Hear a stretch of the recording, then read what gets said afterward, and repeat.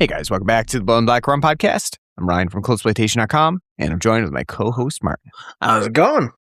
Pretty good, except, again, we're digging more into what we're calling difficult films. Films that are difficult because they are hard to watch, not because they have subject matter that you might find extreme, which is what we used to do for difficult films. Change it up a little bit. Hope you're liking this so far. Covered a couple of films previously already.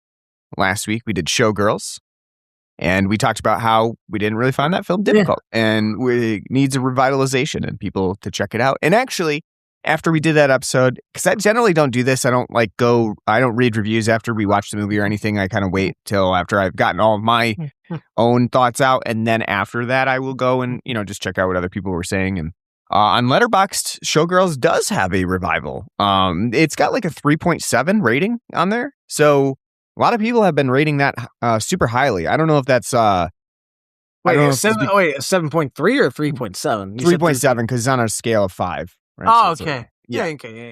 So I don't know if that's because people are revisiting it or if that's sort of like a ironic rating. But yeah, it's doing pretty well on Letterboxd considering, what people have said about it in the past. So maybe people are recognizing that it's better than people originally thought.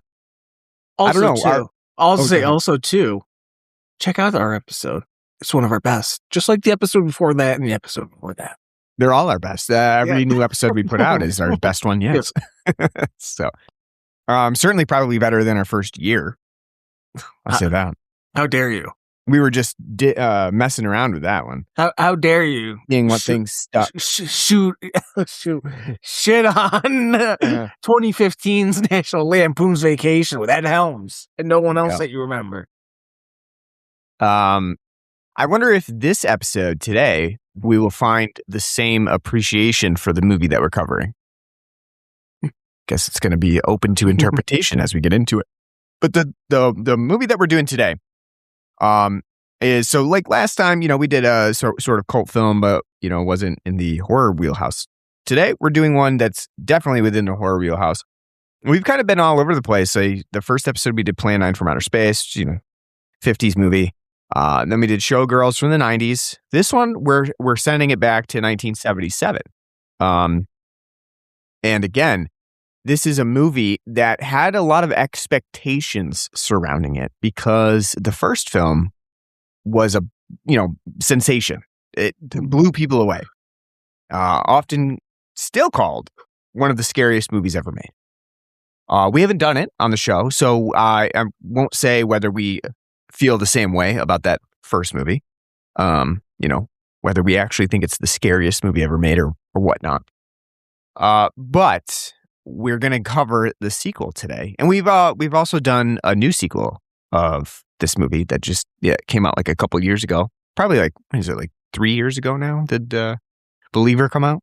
Something like that. It's felt like it was fucking forever ago. A proposed trilogy that has not surfaced. But no, we're talking about Exorcist II, The Heretic from 1977. So this is another storied film of being considered one of the worst films of the period, specifically one of the worst horror films of the period, and also one of the worst sequels, period. As a follow-up to The Exorcist, this one left a lot of people feeling like at least let down, I will say. And then you had to wait until Exorcist III came along to really sort of revitalize this franchise in a way that did not happen with something like The Omen, which we've also covered. We did the first Omen on here. The Omen did spectacularly pretty much throughout its run. I mean, I think Omen 3 was, kind of falling off a bit, but Omen 2 did pretty well. And Exorcist 2 came out, I want to say 5 years after the first Exorcist. I think Exorcist 1 was in 1972 when it released. Going off the seat of my pants there. But this one had a lot to make up for, right? So You had a very successful first film based off of successful novel. You were working under the auspicious career of Bill Friedkin as well. You know, you were kind of trying to follow that up because he didn't have anything to do with the second film in the series. And I don't know. I think that this film had it had the ball in its court, but at the same time, I think that it was a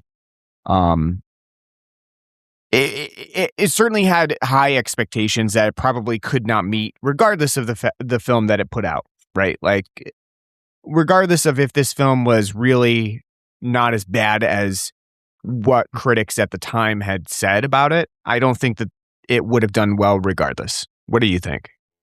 Trying to. No, I agree. Because again, the first Exorcist, which we have not done yet, I felt like we did, but no, we have not. We've talked about though with our, possession style films that we've covered though.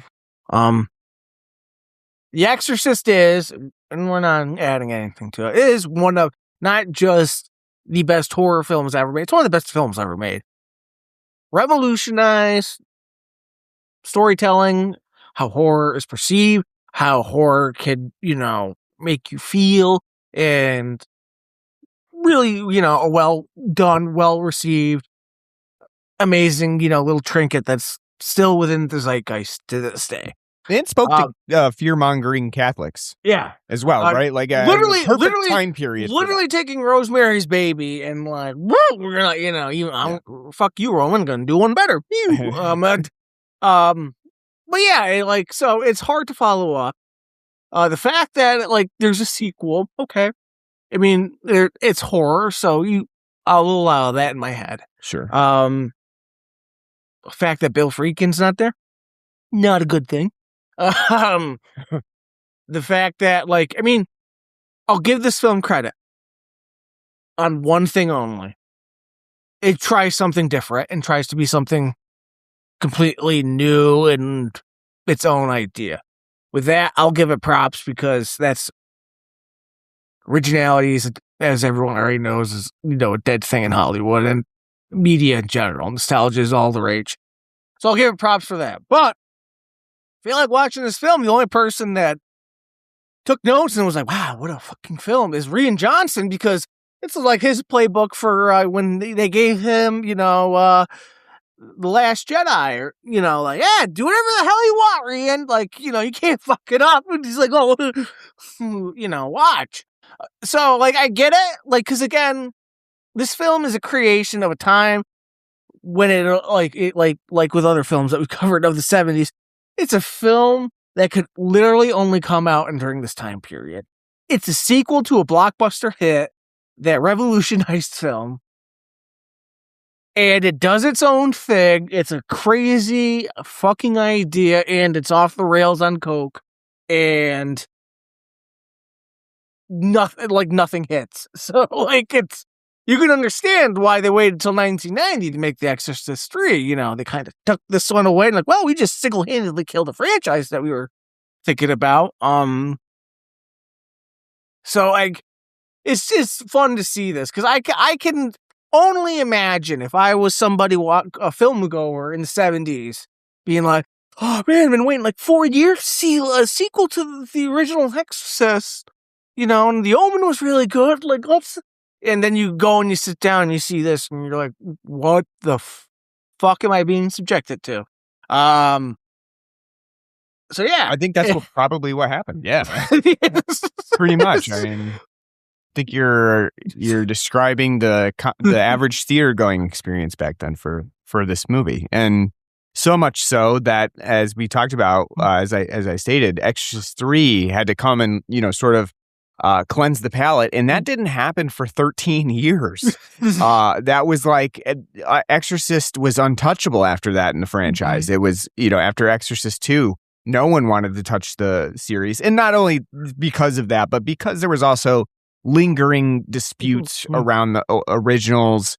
Had lawsuits galore, both William Friedkin and William Peter Blatty were like suing everybody and each other about the original.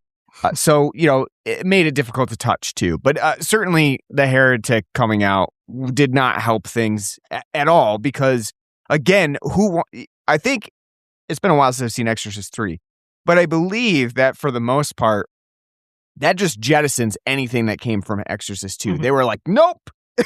Basically like, I don't know what happened in that one, but no, we're not going to do anything involving number 2. We're just going to pretend like that didn't happen. It's been so long, I couldn't even tell you like what I remember from Exorcist 3 outside. As I was telling you before we got on air that like, yeah, Patrick Ewing's a fucking angel flying around. Don't know why. Maybe that's why he never, the Knicks never won a goddamn championship with him is because he was too busy, instead of working on his post game, he's on this goddamn movie. But yeah. Yeah, I know. It's like I said, it's been a while since I've seen Exorcist 3. I do remember I like Exorcist 3 quite a bit. It's a good movie, and like I said, it throws out pretty much everything that happened in Exorcist 2. Everybody just completely forgets about this film. Even going forward, some of the sequels and offshoots and the TV series, they all really just kind of, what is Exorcist 2? I've never heard of it before. Don't know what that is. So, but anyway, yes, it is a very, very illustrious legacy that Exorcist 2, The Heretic has as being one of the worst horror sequels that people can think of. And that's saying something, especially considering horror sequels tend to not be very good in most circumstances. So to be the worst one is definitely an achievement, not a good one. But anyway, let's take a break real quick to talk about the beer that we have on the show today. It was my turn. I was at my local grocery store and I saw that a brewery that we don't generally cover or get much of was on sale and had a 15-pack, which is not super common at this point. I mean, a couple of breweries are doing the 15-packs, but still hasn't become a giant thing. But Sixpoint Brewery, which is a brewery from New York as well, is in Brooklyn. And they're releasing 15-packs right now of some of their more common beers, and I thought that was pretty cool, and I grabbed them because the price looked good and the count looked good, and so I thought we would just do one because we've never had. I don't think we had Sixpoint on here ever, despite the fact that it is fairly close to us. It's just not something that we've grabbed often. So I had us do one of them on there, and we're gonna do the Resin double IPA from Sixpoint. This is a 9.1% beastie, pretty heavy. And it is a double IPA. Obviously, the Resin name to it makes you think that it's going to have, nice, thick, almost like West Coasty style type flavor to it. And I would say that's pretty much on par for what you get. I was thinking like it'd be like one of those very short-lived like hemp IPAs that were around. Oh, sure, yeah. Like 2019, 2018. The extra dank hemp IPAs. Yeah, I think we had one or two. One was that malt monstrosity that we had. I can't remember when. It was probably even earlier, probably 2017, 2016. Probably. But, that one was not good. But yes. No, this one is more so just... Oh, wait. It's called New Belgium. Yeah. That's what they do with Voodoo Ranger. Yeah. This one is more so, it also makes me think of like the ones where they're injecting the sort of like the same ingredient that comes from cannabis, but it's not. It's the, what do they call it? Terpenes is like that. That's another big thing with the hemp style or rosiny beers is like having terpenes included, which was kind of the thing before breweries started to really get into the THC infused beers. It was sort of the middleman of like, we don't really want to actually take the next step to, get licensed and everything to have, marijuana infused beers, but they would just add the terpenes. This one is more just like, straight up double IPA style, West Coast type style, very standard West Coast. It has a very drinkable feel to it. It's not very like the alcohol content is strong. It's 9.1%, which is high even for like a double IPA standards, I would say. You're normally looking more at like a 7 or an 8, so 9 is kind of up there. But this one I think is pretty nice. It's not super strong. I think it has a nice hoppy taste to it that sits well within the West Coast style without being too overwhelming or too overpowering. And I think it's a nice balanced double IPA without too much overall sweetness. Just nice refreshing taste to it, and not super overwhelming or alcohol tasting. At least to my palate. I like this one quite a bit. I think they did a pretty good job for a bog standard type West Coast double IPA. I like it. And I think I've also had the pineapple rosin fairly recently, actually, which is the same brew, but with pineapple added to it, which was also quite good. I like that one a lot as well. But yeah, rosin double IPA gets a thumbs up from me. How about for you? I would definitely agree with that. Very pleasantly surprised. We have done a couple of at Sixpoint, but not that much. So it was nice, giving it a shot again. And I was at first very, when I saw Resin, which even though I do like Resin IPAs, but double and a 9%er, is like, oh, motherfucker, it's going to probably be, like, I was just thinking in my head, Southern Tier, and they're overtaxing, alcohol body.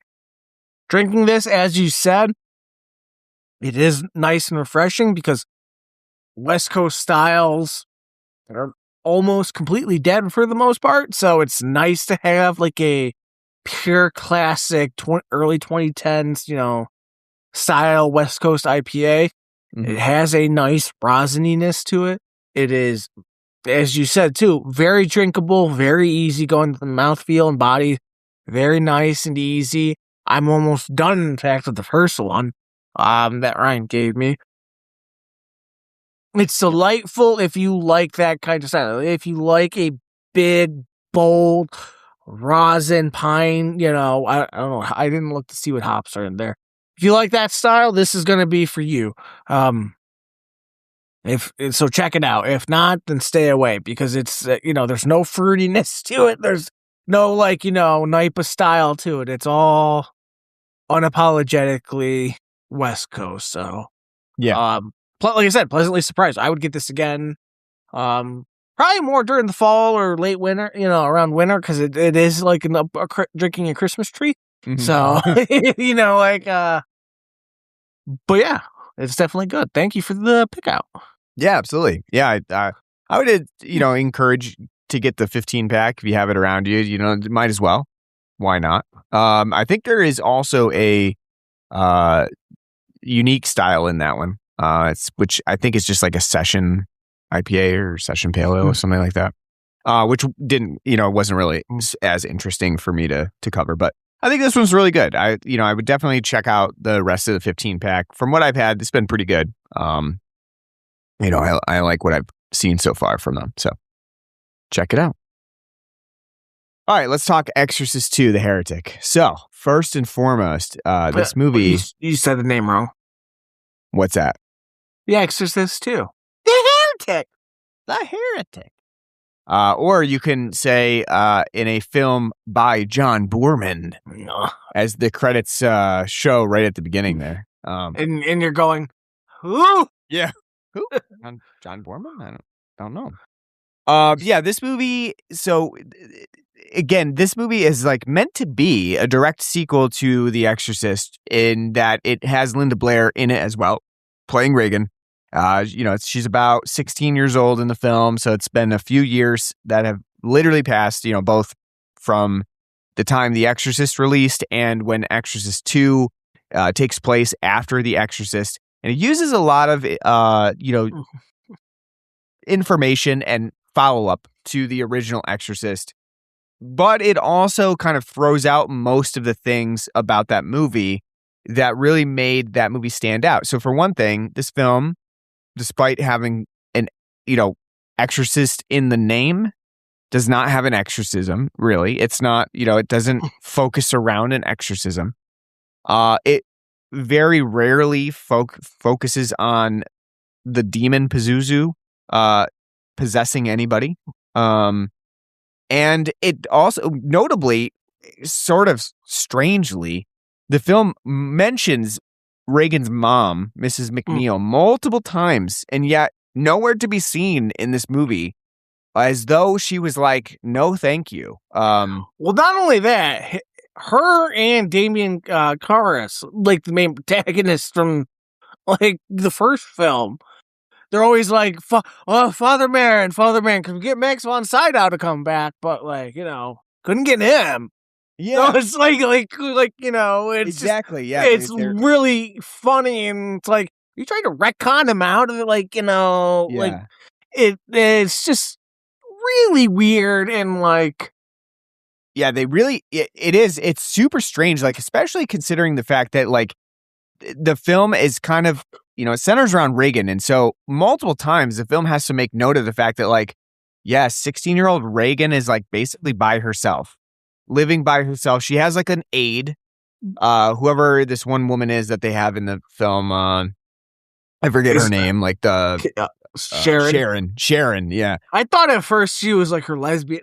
Right, like, yes. Oh, it's mom's friend. Because they live in this palatial New York. That's where the fucking Pazuzu possession comes in. That's right. It's like, how are you paying for that? And like, also too, like when you first see, like, when you go in there, like Reagan has this giant art studio and all these pictures. Like, oh, she's one of those girls now. Like really into art and tap dancing. And really into tap dancing. She just wants to really make it big. I do think too that you cannot be a poor tap dancer, right? Like there's just not a lane for you. Huh? There's not a lane for you. No, right? Exactly. It's not like you can't. It's not a thing that you would pick up and be like, just anybody who wants to be a tap dancer can be a tap dancer. I feel like it's a very particular area of dance, for one thing, to be like focusing on tap dance. Because I feel like most parents, especially considering like working class parents, blue collar parents, things like that. The kid comes home and they're like, I'd like to try tap dancing. They're like, can you just try like regular dance first? Like, what? Why do we got to go through the trouble of having this, getting the tap shoes and all this kind of thing? Let's just try regular dance first and see how you like it. I do appreciate now that I'm like almost 40, like just thinking about like, after hearing about you and our other friends that have children and taking them to their, activities and how much it costs. Like, holy shit. Exactly. Yeah. It's not just the cost. No wonder why my parents were like, you better you fucking good, because they're like, you little shithead, I spent $90 on cleats, $20 on shin guards. We're traveling all the way up to fucking Messina for this. I think it's more so like the time spent, and especially considering the fact that later on in this movie, there's like sort of a fused sequence between when Father Lamont goes and visits like a African tribe, and when she's tap dancing, when Linda Blair's tap dancing in a stage performance, and you could see this stage performance looks awful. It looks like the worst fucking performance you can think about. Like it's like got a student band, poorly choreographed tap dancing. Well, not only that, why is it at this psych facility? Like we don't see we don't see her at school or anything. She does apparently go to school, but like afterwards she goes to the psych facility because she's getting the therapies, and there's a giant glass ornament of a fucking psych building, and they're doing the tap dancing there. Like it's like they're not like, it's a place for the gifted students as they go, but the film opens up basically with her, braless, as this one kid's like playing the saxophone, and she's like, keep dancing. It's a weird inclusion. It just seems like such a random. I don't know if it's supposed to show like this sort of like side of innocence to Linda Blair's character Reagan, who is like, kind of prospered after her demon possession. Yes, she's going to a psychologist to study, but it almost seems like the psychologist in this movie is doing more harm than good, because constantly consistently Reagan is like going to the psychologist. He's like, I think I'm just wasting your time. And she's like, how so? Like, well, I'm not bothered by anything anymore. Like the demons left me. I don't have dreams. And the psychologist is like, no, you have dreams. You tell me those dreams. She's like, I don't have dreams. Psychologist like, money. You're gonna get hypnotized and tell me those dreams. It's money. It's almost like, it's funny because the film almost treats Reagan like she's not had any issues until Father Lamont and her psychotherapist Jean are like so obsessed with treating it that they like almost bring out Pazuzu again. They like bring about the possession again, just out of annoyance. He's yeah. They're like, come back, like you saw. Yeah, they keep conjuring Pazuzu, and Pazuzu's like, all right, I'll make an appearance. Which, by the way, very not just the 70s, but like up until like the early 2000s, idea of like psychotherapy. Oh yes, yeah. What are your dreams and how you feeling? Like it's not real. If you've been to therapy, like at least every time I've been to therapy, I haven't had my therapist go. So about those dreams. I think it's in the background in this. Because I wouldn't have anything to say because I don't remember my dreams. So it'd be like a short session. I'd get paid, charge the same amount because I wasted time. But it's just like. Those dreams. Tell us about those dreams. Yeah, and I mean, what about?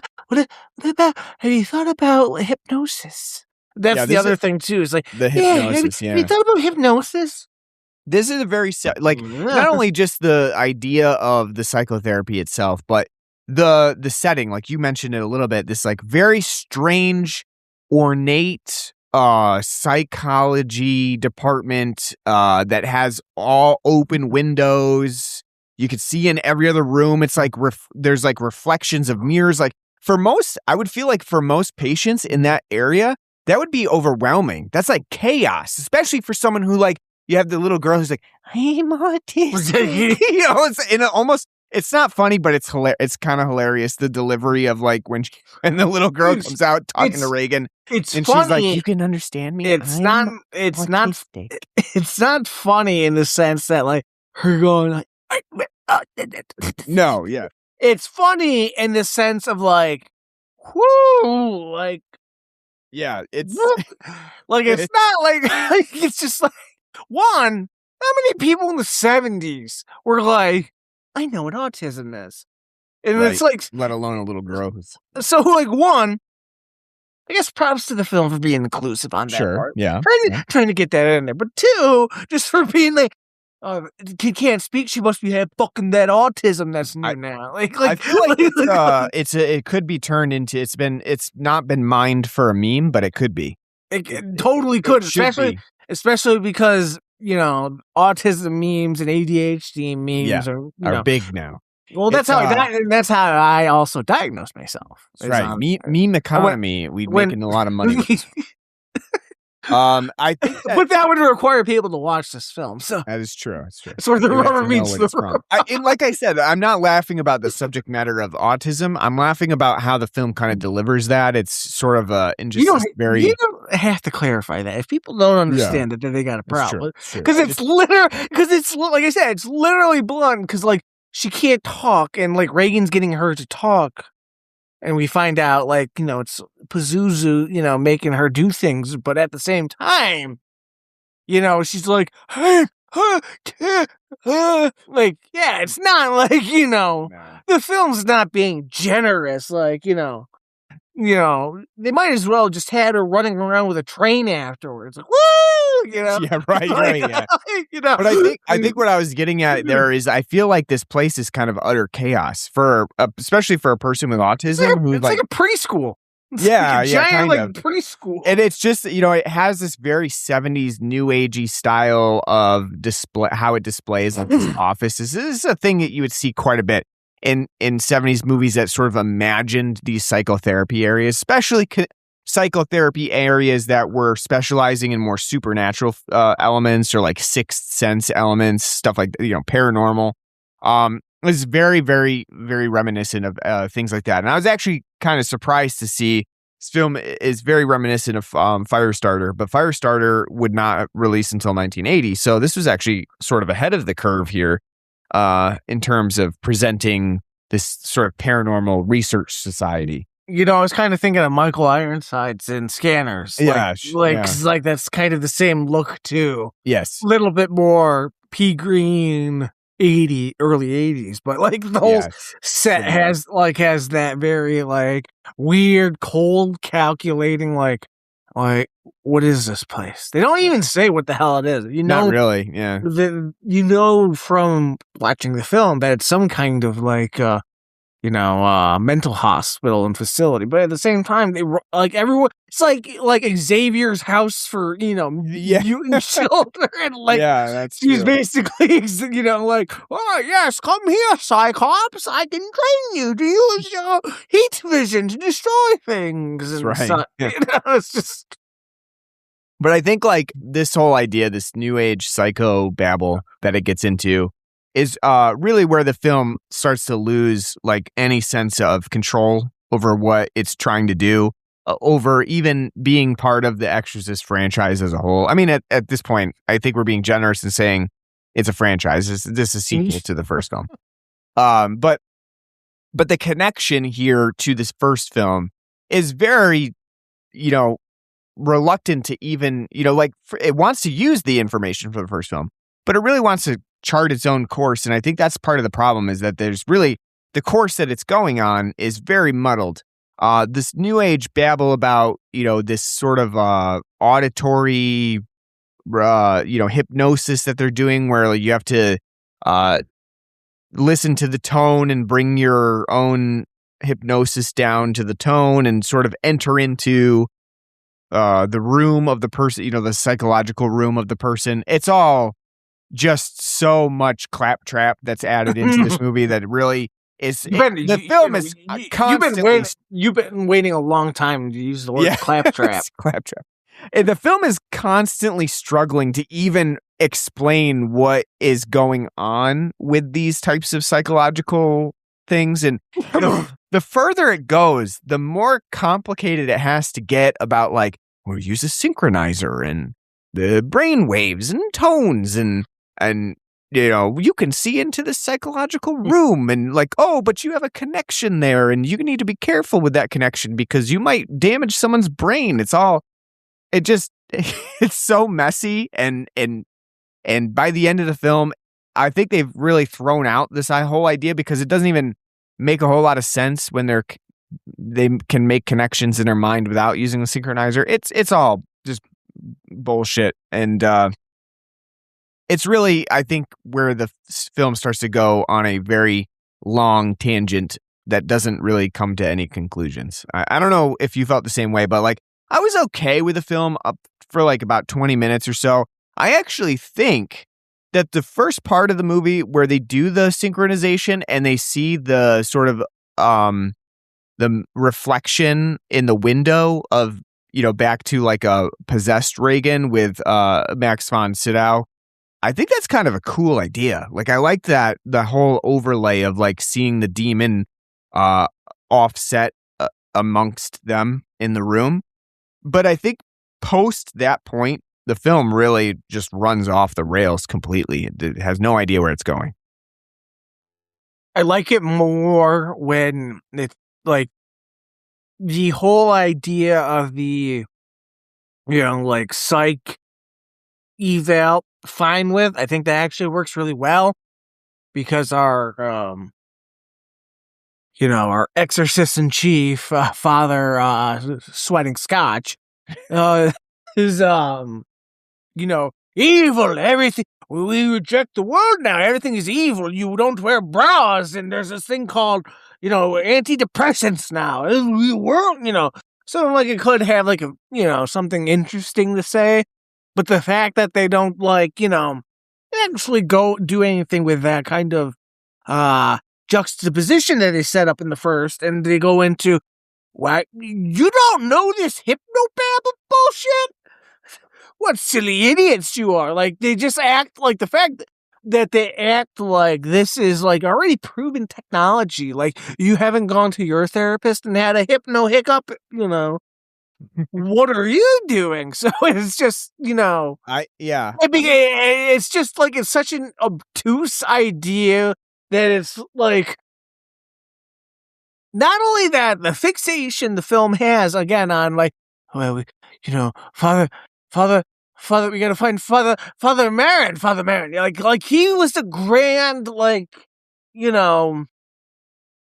grand, exorcist and savior, and like retconning like everything from the first film into like, well, obviously, no, the devil, we don't talk about that no more because people don't like that, and he was a heretic, and it's like totally, retconning what the first film was about. It wasn't like they're like, don't go and do that exorcism. The church is like, yes, go and do the exorcism because there's demons afoot. So like, it's just really weird and tone deaf on like what the property proper. So I agree. I think like an interesting idea could have been sort of this reversal of the original film, which the original film, for all of its praises, it has in more recent times been criticized a bit, and along with many of the other films that came out around this time, for being overtly Catholic and overtly centered around religion, to the point where the only way to circumvent the issue in the movie is to move towards God, to move towards a Catholic view of God. And I think, for a lot of flaws in The Exorcist Believer, but that one in particular at least attempted to say, well, there are other faiths, like. Well, I was going to say, but not only that, though, I mean, again, exorcism is a for sure.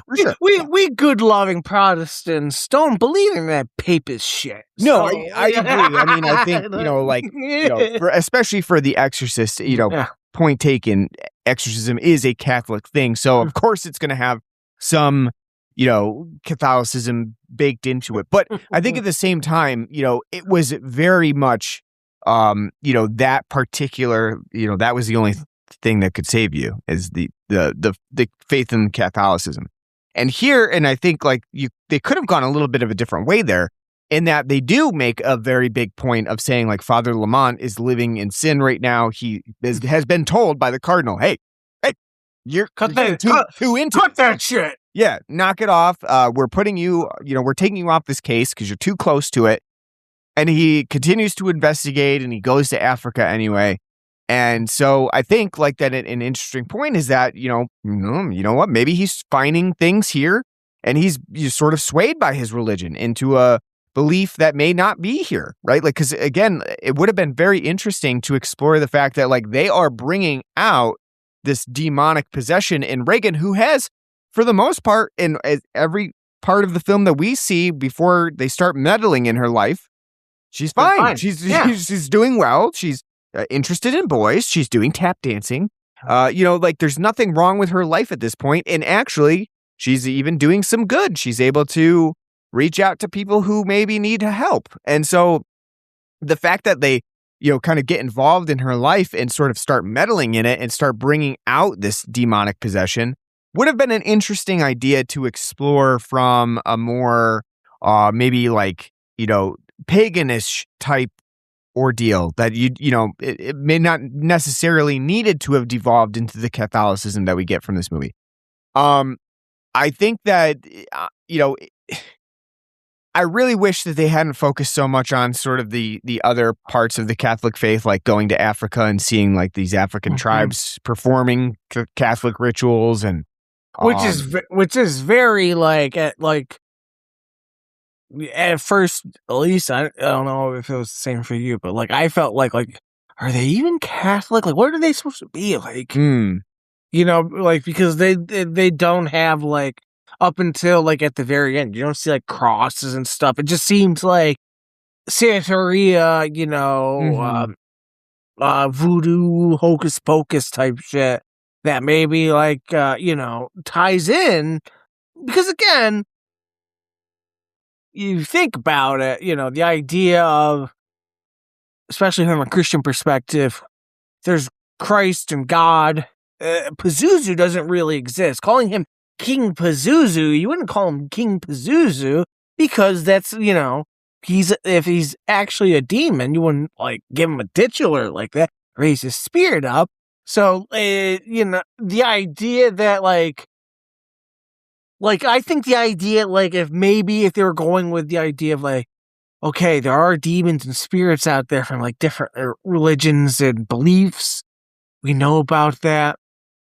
That's what he was doing out there. He was trying to quell all these, mischievous spirits that go against our God. It'd be a hell of a good, fun idea, like Van Helsing, but with, Yeah.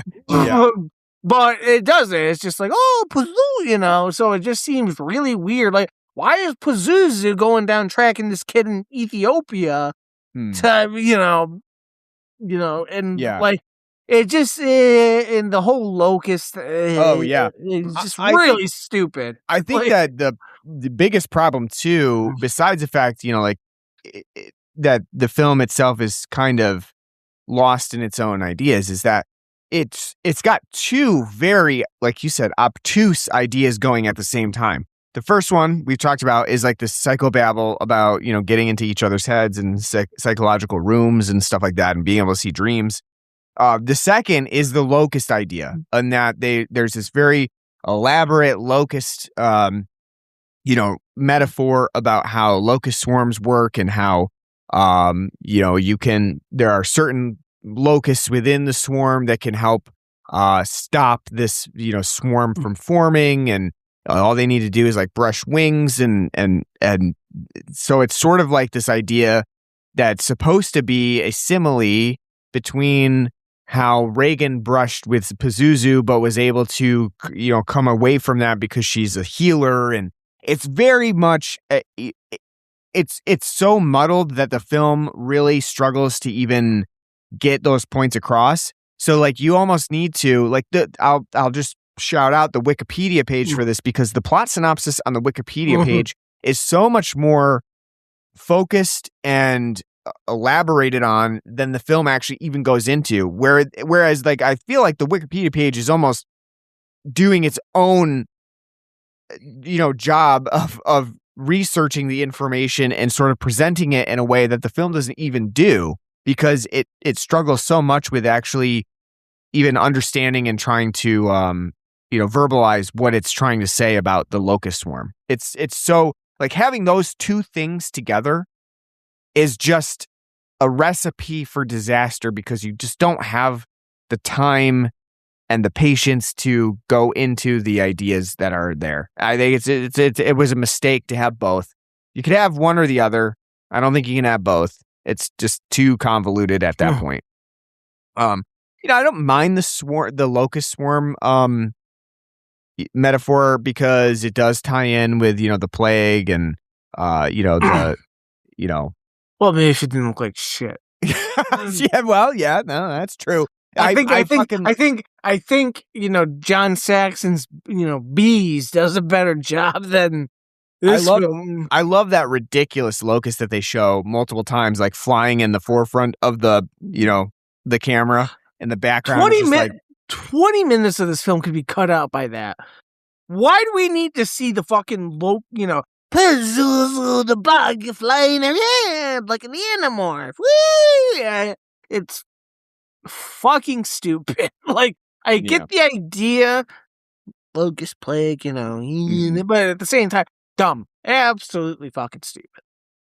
I just hate it. Every time, like when they go back, when Father go and Sharon go to, the house from the first film where the possession, happened, the locust that just randomly appears in the bedroom. I was laughing so fucking hard because it just looks so bad, and like you just all of a sudden they walk in there and you just see buzz. It's too bad too, because this movie had a slightly higher budget than the first movie. It had a $14 million budget. First movie had about 12. Oh, where'd it go? What's that? Where'd it go? Yeah, well, I mean, I think where it went was like so I do think that the actual demonic possessions are fairly good. Like the actual look of them they did a pretty good job of modeling them after the first film. Like they stayed within the confines of what it looks like to have a demonic possession. I actually think Kakumo's possession looks really cool in terms of how they, again, because the kind of the idea of Kakumo's possession is supposed to be even more sinister because it relies a little bit on vague racism of like, look, tribal people are scary anyway, and now he's possessed too. Makes you think of like, oh, it's like 1977. Why are the shakas still running around? Like, like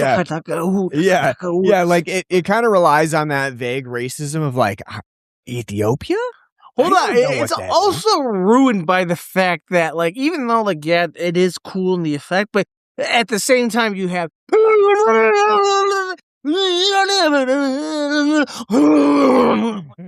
every time like something's going on, like blasting, and it's just like. And it doesn't help that, like you said, where did the budget go in terms of set design? Because the set is extremely bad because it looks like it is a soundstage. It is very, very, it takes you right out of the movie to see like these very, Indiana Jones at Disney World type rock walls and things like that they've got going on. Listen, kid. A little throwback to when they had I don't know if they still do the Indiana Jones ride and thing at Disney World, but not only that though, it's like the soundstage bad. All the setup for that bad. The map paintings that they use kind of distract you from the fact they're on a soundstage. Terrible. And then the effects of like people falling down like the crevice that they're in. Fucking awful. It just looks so bad. Like it's just like it would have been even better if they just played a Wilhelm scream with it, just to have the as they're falling. Because not only that, the one guy that falls from the first time when we see Max von Sydow climbing around, the guy that falls from the crevice. Like they're showing like because it's on on the crappy aggro crag basically from Guts that they fall down, but like because he's falling down, like he falls down off the rocks and he's falling into a map painting, but then because they got to show like no he's falling, they show it like a doll falling like a bunch of times and then keep reusing him falling from and it just looks so fucking bad. Like, no, you're right.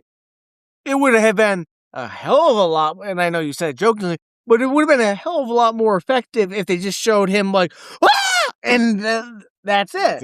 Like you don't need to have like if you don't have the budget to have a guy fucking going ass over tea kettle down the Grand Canyon, don't shoot it. Right. Yeah, it's too bad. They had the budget. I think they blew it on certain areas that really Scotch. yes, because Richard Burton here is he is phoning in the performance hard. He is, like I was saying off air, he is putting in a very Shatner-esque performance. How dare in a lot of ways. I will yell. I'm going to yell at you for that. How dare you? The delivery is just so uninterested in a lot of areas that it's just.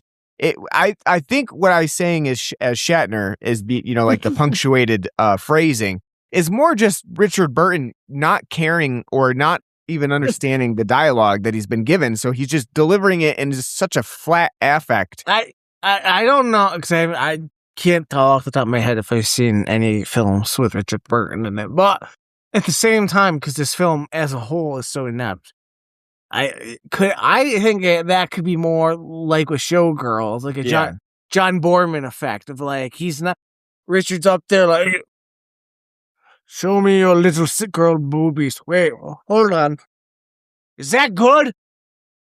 Yeah, sure. Go ahead. Yeah, right. Yeah. Yeah, like we got a deadline to meet. We got to. I agree. I mean, it's possible. It's possible. Like I said, I haven't seen him because everyone, even like God bless, like Max von Sydow coming back for this shit pickle, and James Earl. Why is Ned Beatty here?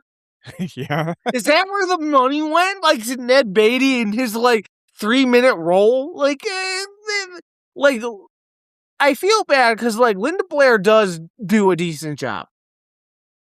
Yeah. It's mixed and muddled, but not her fault. No.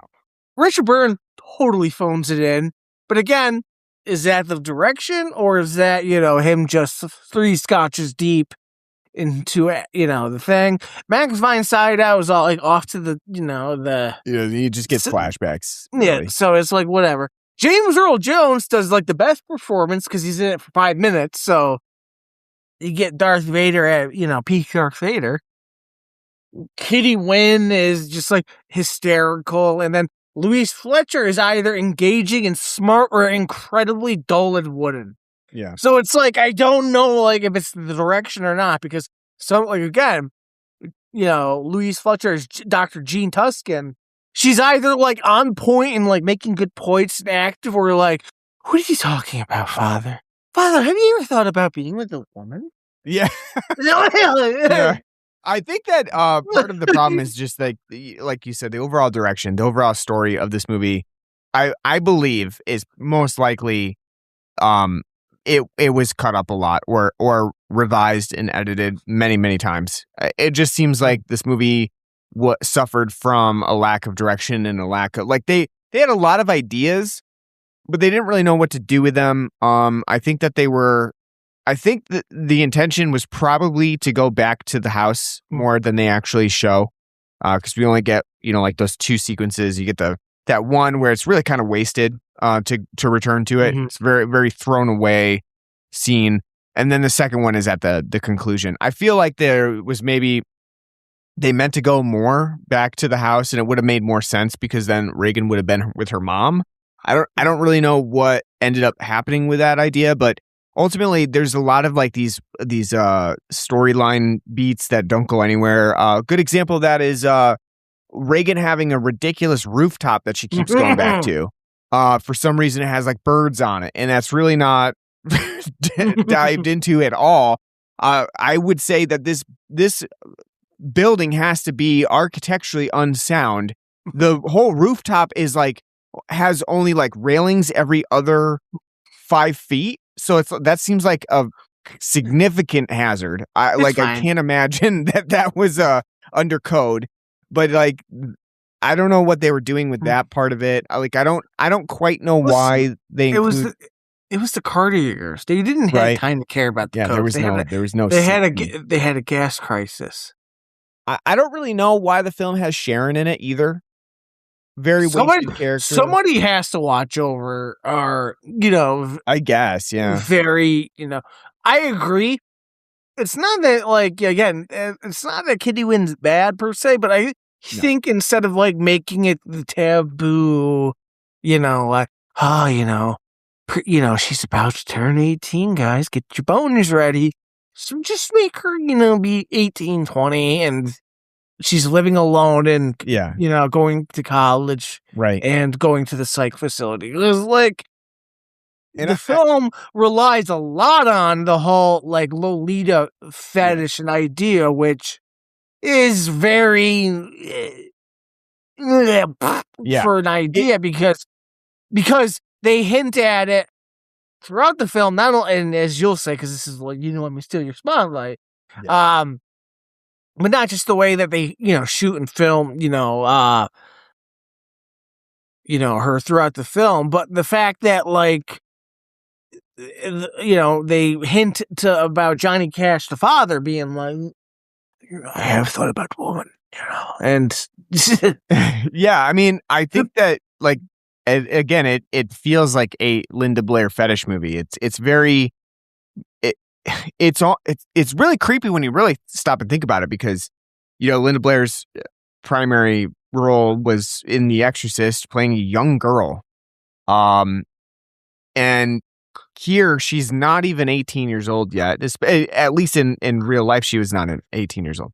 And the film is kind of centered around her being a sort of sexual being, because at the end of the film, they make her into what Wikipedia calls a succubus. I don't know if that's ever really, expounded upon in the movie, but this whole idea that there's a sort of like hypnotic attraction between her as the demon and Father Lamont.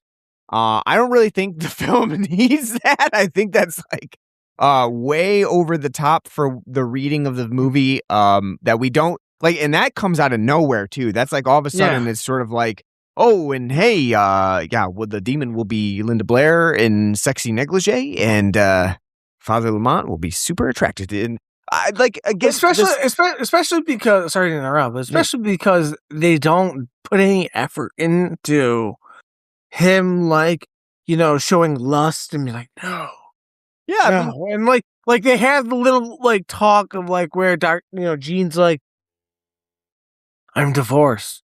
I miss having company. Have you ever thought about a woman? And it's like, oh yeah, but like they don't. But that's it. Yes, so they plant the seed, but they don't do anything with it until the very end. And it's like there's that other scene where he's in Africa and they present him with like a woman, right, like a topless woman, and it's sort of like a laugh of like, he's a priest, so he's not gonna want to do that. But like here's a woman for it. So I do think there is this like idea about repressed sexuality, especially in like the Catholic priesthood. I don't think it comes out very well. Like it's not, if that's the point of the movie, or if that's a strong theme, then it was really missed because it's presented a couple times, but like I don't think it's strong enough to say like, oh yes, then that makes total sense at the end of the film when he's seduced by Linda Blair. Which is also too because again, Wikipedia said that like there was supposed to be more of an intimate and rape scene to go with that, which would have made a hell of a lot more sense. But she said no, so good on her, right? But also, if you're gonna do that, like to show his, his falling to the demon Pazuzu and his, depravity, you kind of have to do that. Yeah. To have him just kind of jump on her and go, tee, and then like you kind of like smooch her on the neck real quick, and then she's like, get her. It's just really awkward, and it doesn't fit the narrative as a whole. It's his possession, like, which makes the point because the film is called Exorcist II, the Heretic. He's the heretic. It's just, it doesn't work.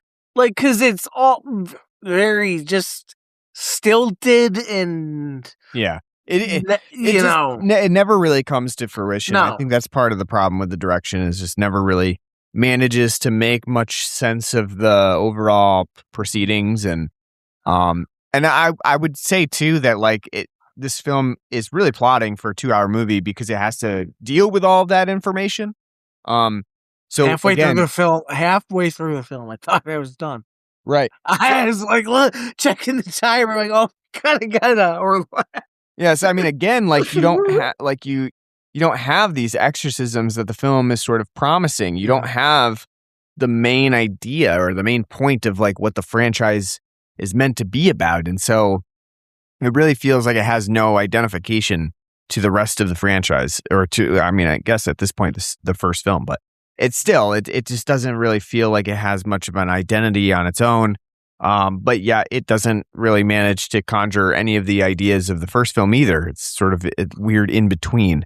I think it could have been a better film. I do think it struggles with just expectations of trying to meet some of the, the things that people would expect from an Exorcist movie. I think that in a lot of ways, it doesn't. Like it's so focused on like, I don't think I can pull off the scares that it doesn't really even try. It doesn't really like, set that up at all. So the horror is kind of missing from the movie. And it's kind of all talk and all dialogue and not a lot of, good set pieces or scary moments. We have to talk about the fact that Ennio Morricone is the composer on this movie. What do you think about the soundtrack? Are you serious? Yes, I'm serious. Yeah, you didn't see that? No, I didn't see that. Yeah, Morricone is the composer for this movie. Did he just blow into a trumpet and call that's it? And then he got his name? Yeah, no, I mean, the soundtrack is fucking terrible. Yeah, no, he's the composer. He's so, it's a combination of sort of like tribal elements from, when we go to Africa and more orchestral arrangements. I would say that this, regardless of the fact that like it's a weak soundtrack overall. Like I don't really think it has actually many Morricone moments where you would sit there and pick out Morricone moments. I also think that overall the use of the soundtrack is pretty weak. Like it's not a really omnipresent thing in this movie. It doesn't really come out very often. So yes, Morricone was the composer, but I don't think it's really used in a strategic way either. It's sort of either there or not there, and I don't know. It just doesn't. It kind of feels like it's not put to the best use anyway, even regardless of whether it's his better work or not. Whether who the fuck here is sitting going, oh, this is what I think of your scores. This is it. It's because the music isn't really a music. It's more just like Right. didgeridoo nonsense, and it's overplayed and comes across as really on the nose and annoying. It's true. Very annoying. So like anytime you're watching like especially with the Africa scenes again, it's like it's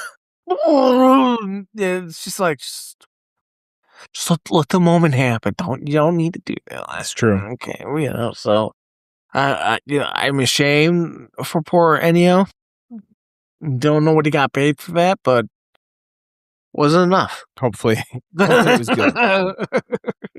So, I guess, so let's say, do you think this is a difficult film? Absolutely. Absolutely. Not one of the better, the movies that we've covered so far. No. I think that it is definitely a tough film to watch. At 2 hours, it is. If you haven't seen The Exorcist, I think you can get away with it being an annoying watch, but not like a truly difficult film. If you've seen The Exorcist, this film has to be like misery incarnate, because you're like, look what they done to my boy. True. Yeah. So I definitely think that it is difficult in the sense that it's also difficult to imagine what could have been. True. It seems like there could have been a seed of a better movie here. It just didn't turn out that way. The film is way over long, so I think like it's oddly over long and also not explained enough. Which is testament to just overpacking it with these ideas. Strong ideas, ideas that probably could have been fleshed out better, but didn't really come to fruition in the movie. And I think it's a difficult film because it's just, it ends up being very boring, and it just doesn't manage to really pull itself together. So I would agree. I think it's definitely. I don't. Would I say it's the worst movie? No. It's watchable enough, I think. I feel like I've seen better, or I've seen worse movies than this film purports to be, even though it's somewhat of a serious movie. I've seen worse films, but I think that it is still overall a bad movie. It's there's nothing about it that would make me recommend it to anybody. So, with that note, we have to rate this movie. So on a scale of a 0 to 10, Bjork screams and moans. How dare you disparage Bjork like that? It's probably more like Yoko Ono. Yes, it's true. What would you give Exorcist II: The Heretic? I'd probably give it a 3.5 out of 10. This is a really bad movie. It's not interesting. There's no fun to be had. It's incredibly dull and boring. And again, coming off of The Exorcist, which is a great, not just great horror film, but a great film in general. the fact that they were able to fuck this up so bad, I can, like, as somebody, like, I wasn't alive, obviously, but, like, as somebody of the time, I would feel that pain, because it's like, how? What are we doing? How are you fucking this up? I could have seen Star Wars A New Hope, when I know it was A New Hope at the time, but I could have seen that again for the fourth time. It's just such a painfully bad made film. Nobody does a good job on acting. The direction is abysmal. As with Ennio Morricone, for fuck's sake, as the composer, trash. It's just a incredibly sloppy made film. Story has no resonance. It doesn't make any sense. It's just so far gone from the original film and the idea. It's like, you had 4 years to plan this out. What the fuck happened? I was beyond bored. Like I said, after the first hour, I was like, because I was watching on Tubi, so it was like every 10 minutes getting an ad. But like when I hit like an hour mark, I'm like, oh my god, we still have another fucking hour. It felt like the film was interminable. And again, when a film, as you know on this podcast, feels interminable, it's like the greatest sin of all. So yeah, 3.5 out of 10. This is a terrible film. I will never waste a thought on this again and never revisit it.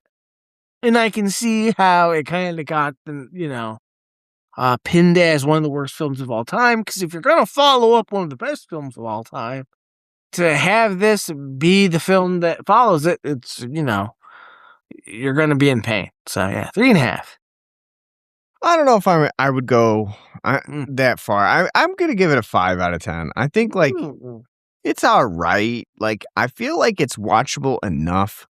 I did see somebody comment this, and I kind of agreed. They said, this is not a good movie, but it's a pretty good Italian movie. And I kind of have to give that one to the movie. This does really feel like an Italian movie in a lot of ways, like an Italian horror movie, sort of like a Fulci film or one of the knockoffs of an Exorcist movie. And when you kind of think about it that way, yeah, I can see it. We might be thinking of this movie a little differently if we had seen like, this is Claudio Fragasso movie instead. Like, like it's bad, but like I still kind of enjoy it for its goofiness. And I think that's really true. Had the film not had Exorcist in the title and not be a, proposed sequel to the first film and, kind of had some different marketing and stuff like that, maybe we wouldn't think of this movie as so bad. But I do think like it overall it's not a good movie. It's too long. It's too convoluted with the ideas that it has going on. However smart they do, they probably were when they were seeds of an idea. They didn't really come out in the movie itself. And I think that overall too, I think there's this very kind of seedy weirdness to the fact that there's such an obsession with Linda Blair in this movie of, showing her in like these like angelic sort of almost see-through pajama sets and without bras and like tap dancing without a bra on, and it's just weird, and I don't really appreciate it. I think that's very, very odd to include in this movie about a woman who just was a possessed child. So with all that said, I think like it's not a terrible movie, but I can't recommend it. I think it's it suffers from all the things that we described, but you might, if you put yourself in the right mindset, you might slightly enjoy it. So 5 out of 10 for me. All right. Well, I guess we all can't be as ingratiated in Italian slop as you. That's true. Yeah. All right. Well, thanks for listening to our episode on Exorcist II for difficult films. We're going to be back next week with another difficult film. To be determined. Haven't yet fully decided on the schedule. So We're not going to announce it in advance. But we hope you're enjoying Difficult Films Month. Little change up from our usual coverage. So if you like what you're hearing, you should subscribe to us on pretty much any podcast app you can think of. We're on Apple Podcasts, our home base is Spotify, whatever you use. I'm sure we're on it. Subscribe, leave us a nice review. We're on Facebook and Blue Sky. You can search for us on there, Blood and Black Rum Podcast. Let us know what you like, what you don't like. Give us likes, follows, whatever. We can also write to us at our email address at bloodandblackrumpodcast@gmail.com. You can tell us what movies you want us to watch, and we'll definitely keep that in mind. You can also donate to us on our Patreon page. Anything you donate goes back towards beer, so we appreciate that in advance. Thanks for listening to our episode on Exorcist II, The Heretic. Hope you enjoyed. And until next time. Take care.